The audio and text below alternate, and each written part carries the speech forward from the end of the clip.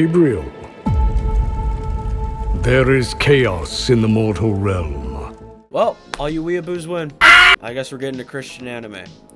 Angel Studios No relation. is coming out with a Christian anime, and it seems like it's taking, from what I've heard, some inspiration from speculation about who the Nephilim are, about Genesis 6 in particular. It seems to me so far that this show isn't necessarily like biblical, so to say, but it's taking inspiration from extra biblical sources, but historical sources like the Book of Enoch. If you don't know what the Book of Enoch is, I would say check it out on Wesley Huff's channel or any Wesley Huff commentary. I think that would be good. Some other good sources would be people like Inspiring Philosophy even, or Dr. Michael Heiser. The general consensus is that the Book of Enoch is not canon, and I agree, it is not canon, but it is a historical book, something that the Second Temple Jews, I believe, used, and it is even referenced in letters that we see, I think, from Peter and Jude, I believe. I could get that wrong. But yeah, we do see it being referenced in the Bible, but that doesn't mean it's necessarily canon in Scripture. But yeah, it seems like it's taking inspiration from the Book of Enoch and what could have been, so to say. But yeah, let's dive into the trailer and see what Angel Studios has to offer. A new breed of evil has emerged, born of shadow and flesh. Nephilim.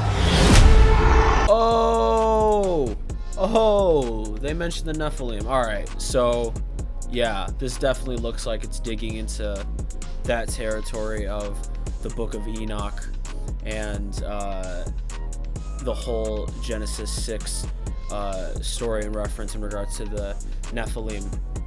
And fun fact, if you look into the Hebrew language and things of that sort, and you look into the Hebrew manuscripts in regards to the Nephilim or the giants, things of that sort, there's a couple different terminologies that's used to describe the same exact thing.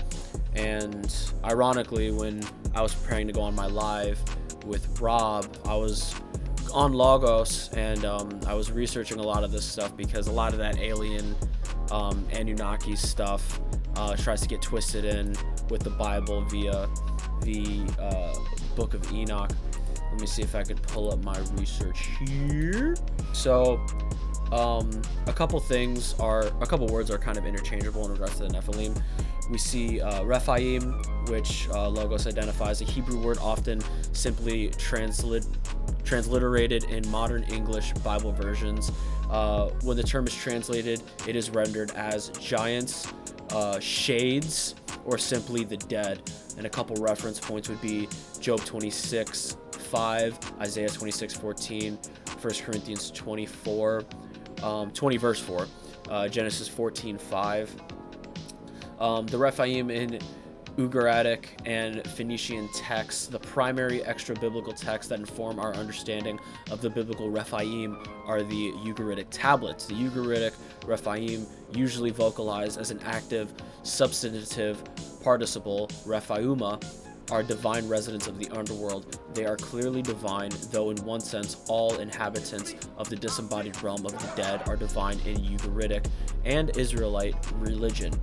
To be disembodied or dead, by definition, is a requisite quality of the non-human realm.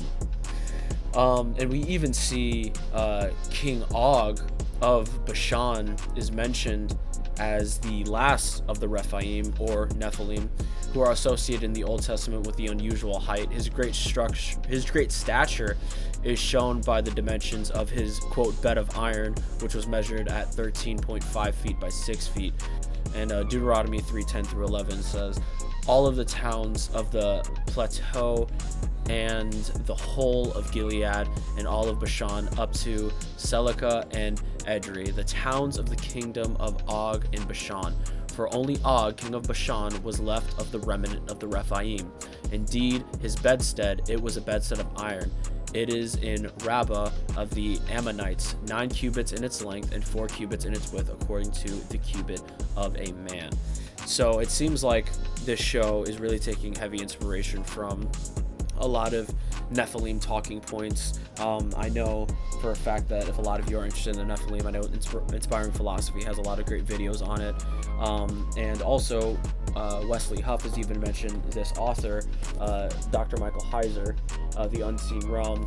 He specifically talks a lot about the Nephilim, what they could be, what they could have been, but also expounds on a lot of the ancient Hebrew text. He's also responsible for, or partially responsible for Logos Bible Software, so you partially have him to thank for that. But now that we've gone down that rabbit hole, let's continue on with this show. They are the unclean, and if they are not stopped, they could unravel the very fabric of creation itself. Some mortals have chosen... Whoa. They seem to have a lot of good people on this project. I mean, from X-Men 97, Invincible. Wow, that's not a Castlevania even. I mean, that's not those aren't little shows at all. Yeah, those are names. So they definitely went all out to make this show at least look quality. I mean, I've watched a lot of those shows myself. So yeah, I mean, good on them for at least trying to work with professionals here. All right. To serve the chaos. Mighty God of Ara, I, your servant Nehemiah, submit to you this offering! And yet there are those... Wait. Is that supposed to be, like, God? Is that supposed to be Yahweh? He looks like a gigantic Smurf, bro. What the heck? I mean, I get it. It's a cartoon, and it looks like it's more fantasy-based and not trying to be...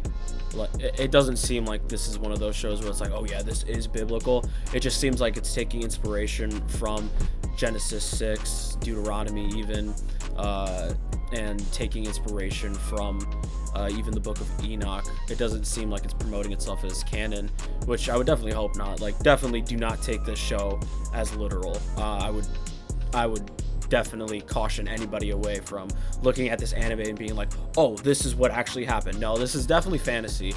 But that's interesting, portraying like angels and what looks like to be God as like these weird alien looking Smurfs. That's an interesting choice, but let's continue.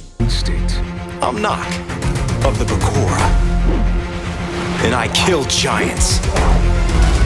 But they need your help. I'm a gardener, not a warrior.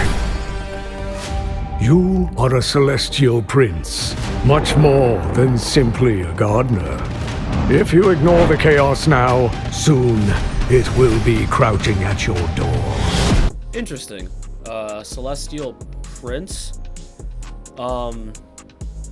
That's interesting verbiage. I mean, I don't think Gabriel, the archangel, is mentioned as any sort of celestial prince in the Bible, which is again why I'm saying this cartoon is definitely, I would say, not biblical. Maybe it takes some biblical inspiration just to create a more fantasy story. I doubt the creators are saying that this is exactly what happened.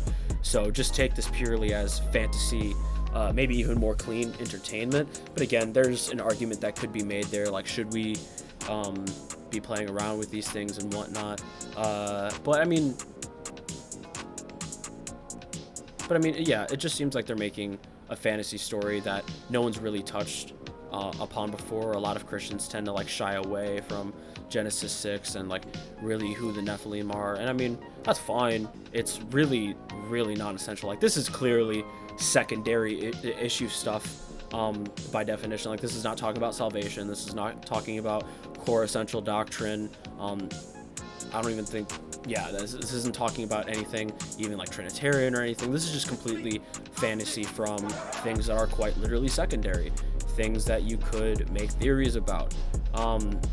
We'll just have to see how the show does that, if they do it in a healthy way or if they go completely crazy. But I mean, there's really not much information we do have, and it seems like they're taking more so inspiration from the Book of Enoch, which again isn't scripture, so there shouldn't be a problem there. But yeah, hopefully they just continue, making it clean, and it is definitely visually appealing. I'll give them that. But yeah, let's continue. That's not one of our portals. Stop! No! I said stop! We have to protect the seed at any cost! The darkness is spreading. It seeks to consume you. But you are not alone. There is hope. I will stand with you, unshaken by the shadow's grasp.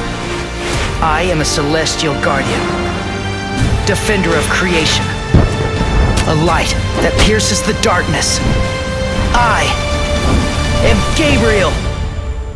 Yeah, it's very interesting that they're using terms like a celestial being, a celestial prince, things of that sort. It's kind of reminiscent of the biblical opinion of the divine council. Guys like, again, Dr. Michael Heiser, Inspiring Philosophy, and even Wesley Huff have great commentaries in regards to the divine council, where it's at in scripture, and expounding upon those ideas. So I highly recommend those sources.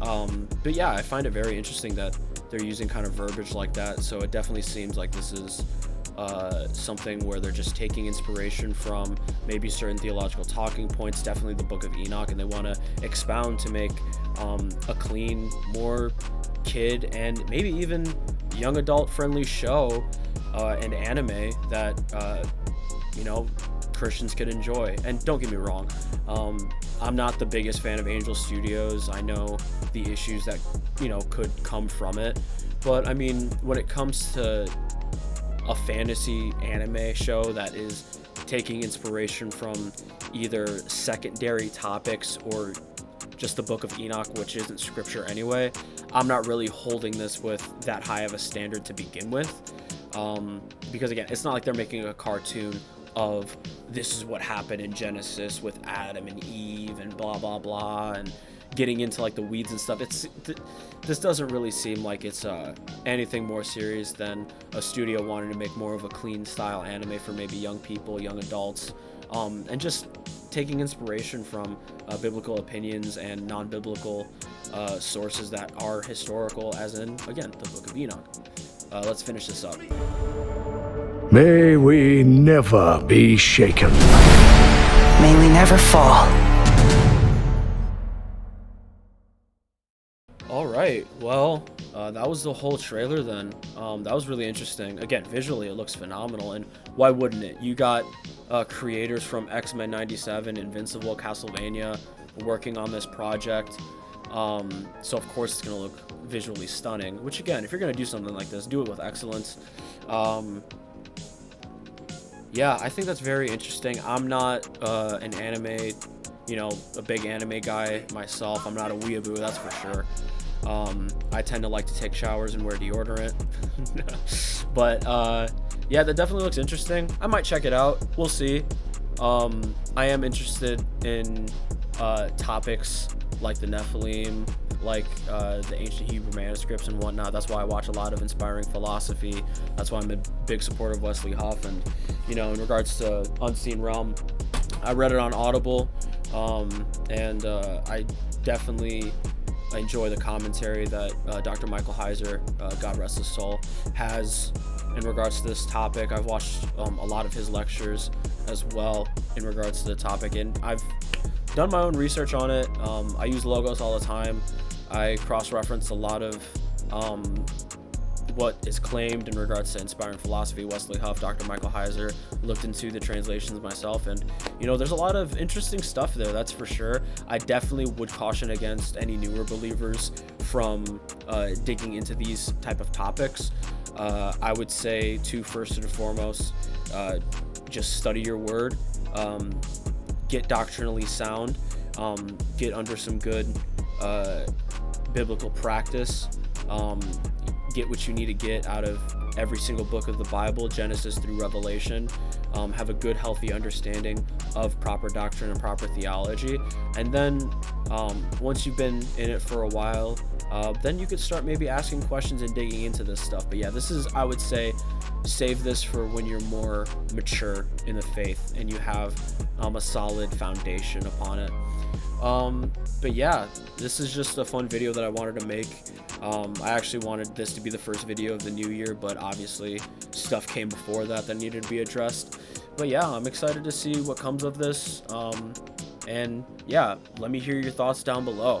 I think this is definitely a good conversation starter, and I would love to hear your opinions, whether you think that this is going to be good for the body, whether you think that this is something that's terrible and shouldn't touch the face of any streaming service. I would love to hear all of your thoughts on it, genuinely. Let's have a good, respectful conversation in the comments.